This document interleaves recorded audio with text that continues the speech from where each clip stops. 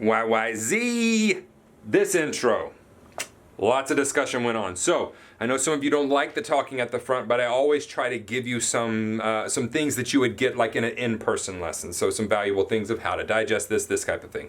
All right, YYZ, what's the deal here?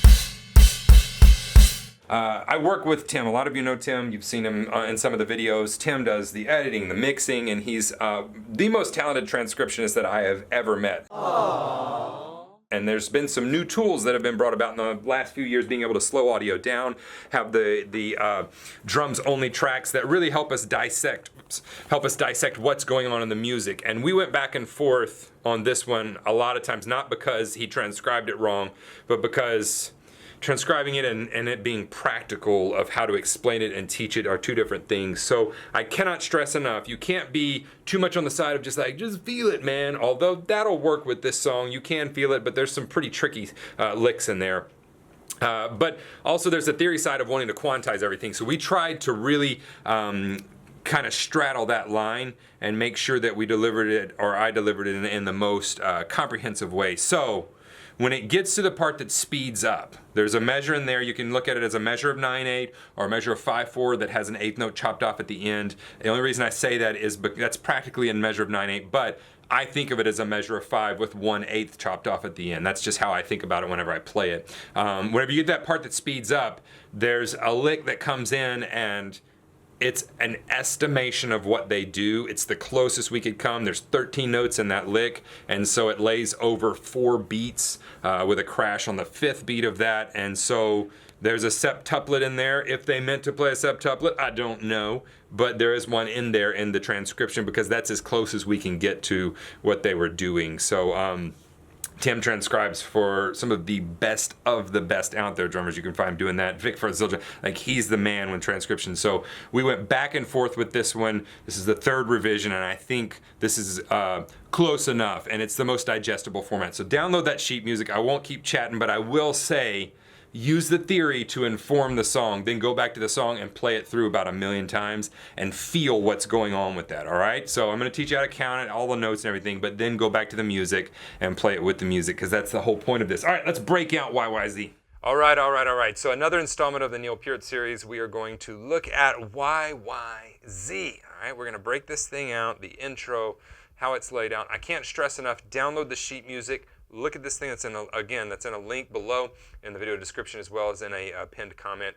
And what you're going to want to do is you're really going to want to take this, and just like we've done with the other stuff from Rush, we're going to want to apply it directly to the recording. So listen to the recording and use this to inform that, all right? Use the theory to help what you're doing in the other areas. So let's take a look at this. Towards the end of this changes tempos, and there's a bar of 9/8 in there. Again, I've already explained that we went several different ways with how we could transcribe this. So again, this is the best theoretical way to describe this, and then after you learn the notes, go listen to it and play along to it, and you'll get the placement absolutely correct. So I don't know why I looked at the floor there. If something was going to be there. All right, let's look at this. This is in 5/4, and we're eventually going to be at not 500. We're eventually going to be at 114 BPM. That's where this sits. Now, the beginning starts with a crotale. I don't have one of those on the drum kit. Didn't want to set one up just for this lesson. So I'll play it on the hi-hat so you can hear. And there's this guitar part that goes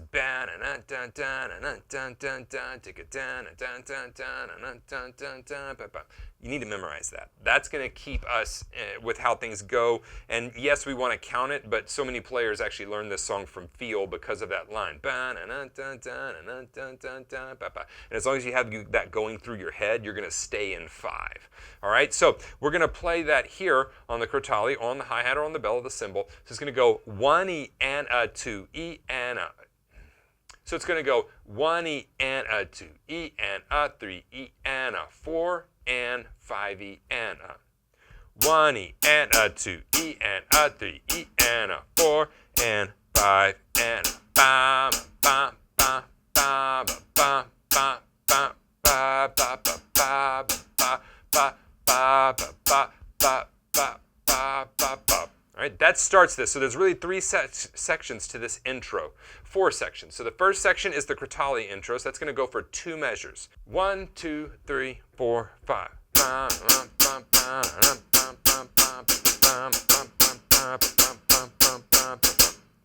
Then we go to the second section of the intro, and that's going to start, it's going to go to the hi-hats, all right? So we're going to outline that pattern. We're going to crash with the snare and a crash cymbal, and it's going to go 1 E and 2 E and and then the E of 3 is going to be on the kick drum. The way I remember this is I remember snare, kick, snare, snare, snare, kick, snare, snare, snare, snare. I just remember it like that, a grouping of 1 snare, 3 snares, 4 snares, all right? And that's the measure. So that's kind of, and that outlines what's going, so it's going to go 1 E and 2 E and 3 E and 4 and 5, and then and on the kick drum.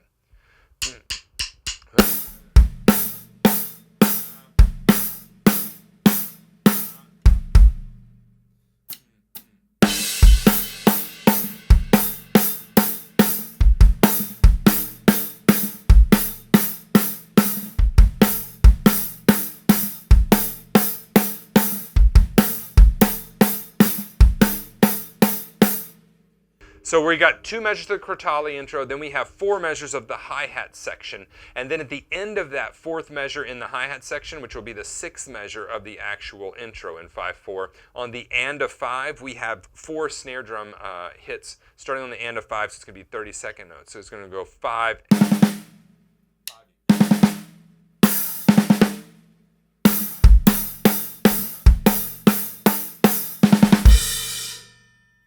Then that leads us to the 3rd part of this intro, and that's outlining the same rhythm, but now we have really a 2-bar loop on the ride cymbal, and so that's going to go, I'm referring to sheet music if you're wondering what I'm keep looking at, because I want to make sure that all of this is as correct as possible. So then we're going to go to the ride cymbal. We're going to crash here, and the same type of rhythm, so it's going to go ba, goo, ba, ba, ba, goo, ba, ba, ba, ba, and that starts the 8th notes here on the ride cymbal. So when we play goo, goo, the and on 5, we're going to hit this. So it's crash, crash, kick, crash, and then we're here on the ride cymbal.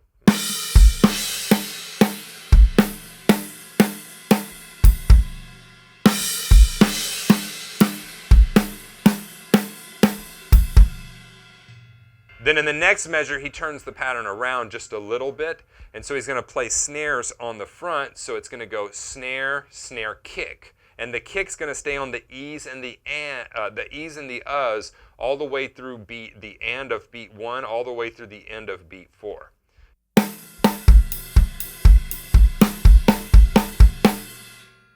We bring that snare in on the and of beat 3. So it goes.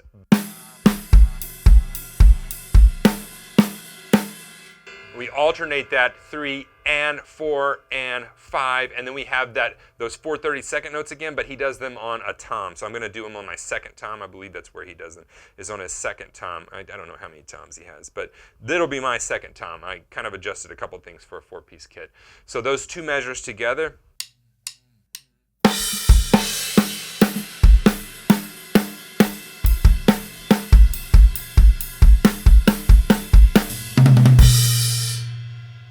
Then he does those 2 measures again.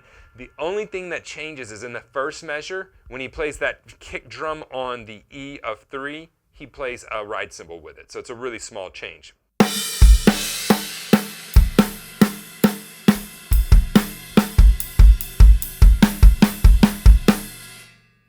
And then he goes down the toms. So he plays, he really is the 2nd tom, but I'm adjusting just because of the layout. It's harder for me to go around there.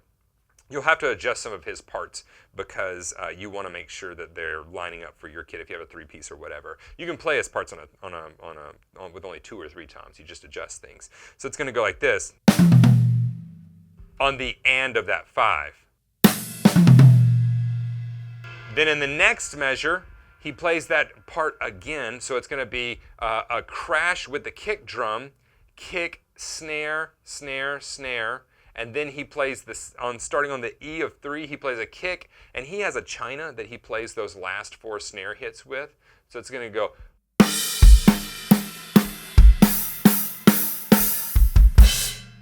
And that's probably going to be one of the more challenging parts, is that gu-gu-gum. He grabs this this crash cymbal and mutes them.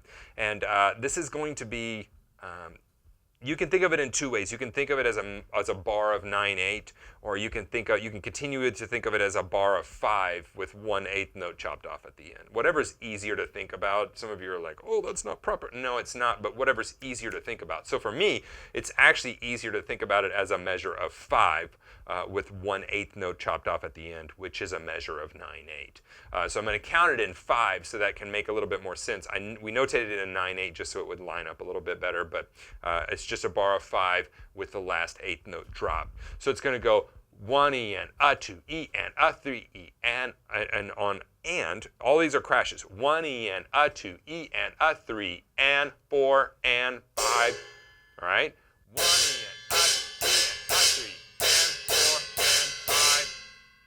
And then we chop that 8th note, and that's the next downbeat. Okay? So a measure of 9/8 or a measure of 5/4 with the last 8th note chopped. So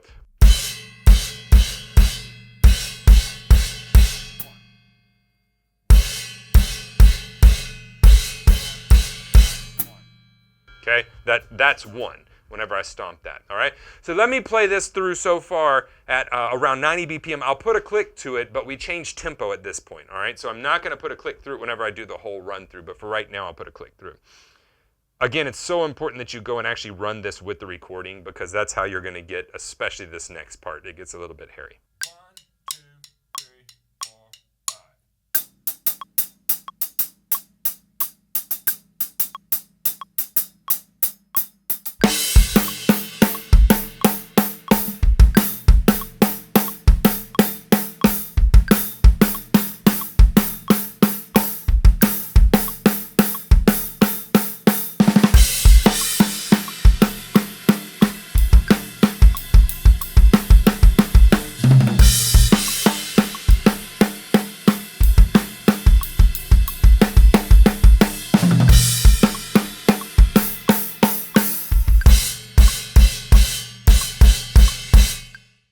So now this next part speeds up to right around 142. We're still going to be in 5/4, even though we had that bar of 5 shorted 1/8 note, or if you want to think about it as a bar of 9/8. So we're still in 5. And this is the portion that I was telling you about. These are estimations of what's happening. Really, they're just trying to fit that line into that amount of time. And this was the easiest way to equalize what was going on there, the push and pull that happens with real time. So we rest 3 beats of this bar of 5/4. So 1, 2, 3. Then he comes in with a double on the first triplet. So it's going to be basically beats 4 and 5. But on beat 4, he doubles that first note.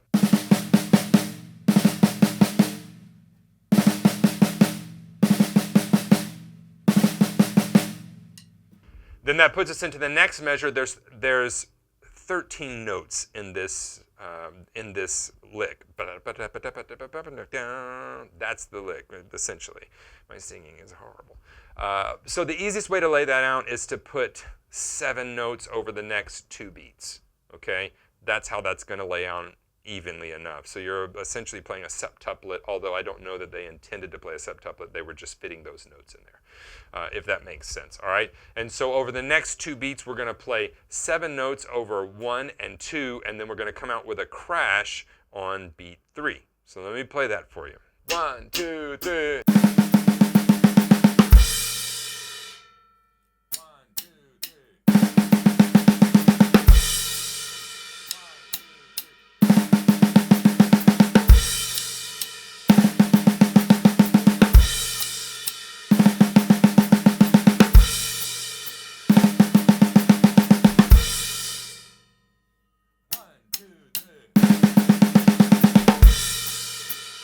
It's a little challenging, but really it fits if you sit there and you listen to it and sing the line to yourself. 1, 2, 3. That's when it fits and makes sense, all right? That's where the theory meets where the rubber meets the road. The theory is only meant to inform the music. It's not meant to overtake the music, all right? It's not meant to make it sterile. Helps us to learn it. It's a tool. Go back to the music. All right, so on the next, we rest 2 beats. So we have that septuplet over the first 2 beats of that bar 5/4. Then on beat 3, we crash, rest 4 and 5. Another triplet pattern starting with a flam. So it's going to go flam, left, right, and then another flam. So blah-ba-da blah. And again, that's an official musical terminology, blah-ba-da-blum. Again, this lines up directly with one of the guitar things. Da-da-da-dum. Ba-da-da-ba-da-ba-da-ba. I'm singing these licks so fast they don't make any sense, but listen to the song, you'll get it. 1 and 2 is that lick.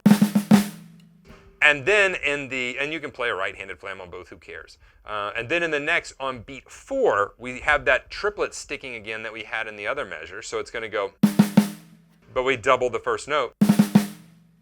And then what happens is on beat 5, we have 2 ghosted 16th notes with an accented 16th note with 2 other slightly lower volume notes, and then on the E of the 1 of the next measure. That's where he crashes out. So it goes.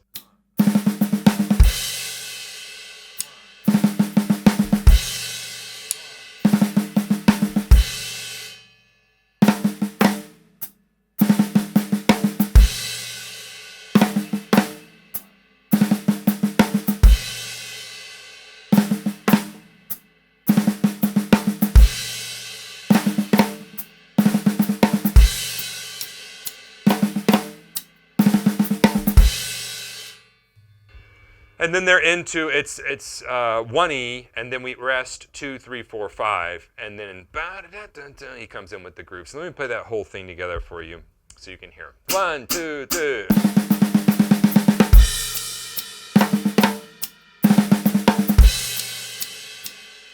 Again.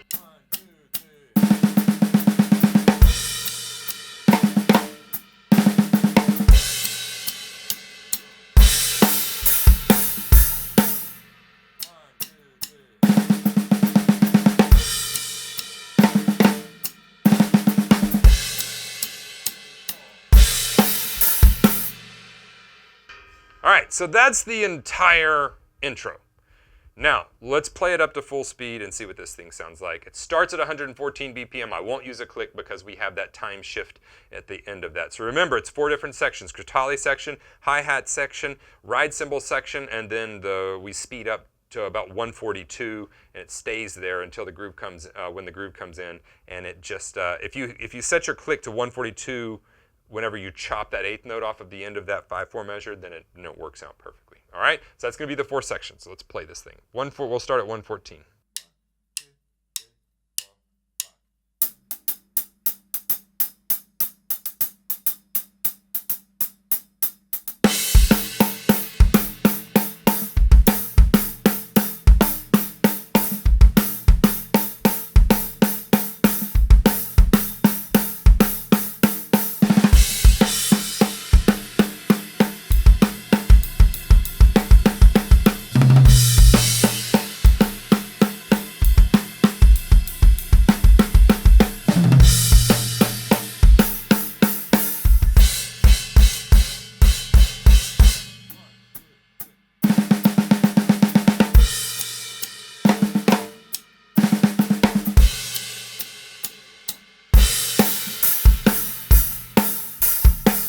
And there it is, the intro to YYZ. I think it's a perfect example of theory meeting actual music and having the two work together. And it's just it's a great thing when we can use these tools like the sheet music provided, just breaking these down and then go back to the recording and put it together and be like, oh wow, that's what's going on. It really does aid the learning process. So what is your favorite part of this intro? What's the hardest part to play? Leave a comment. If you haven't subscribed to the channel, please do that. There's a whole series on Rush that I'm putting out as well. Turn on the post notifications so you'll know when I go live and new lessons come. Go check out the rest of this lesson series. I'll try to post those below. It's going to be top beats, popular beats, fills, and some more intros. Like, there's lots of stuff coming, so be sure and check that out. If this has helped you, you think it may help somebody else that's a Rush fan, then hit that thumbs up button, and send it to them, share it with them. But whatever you do, I'll see you here in the next video.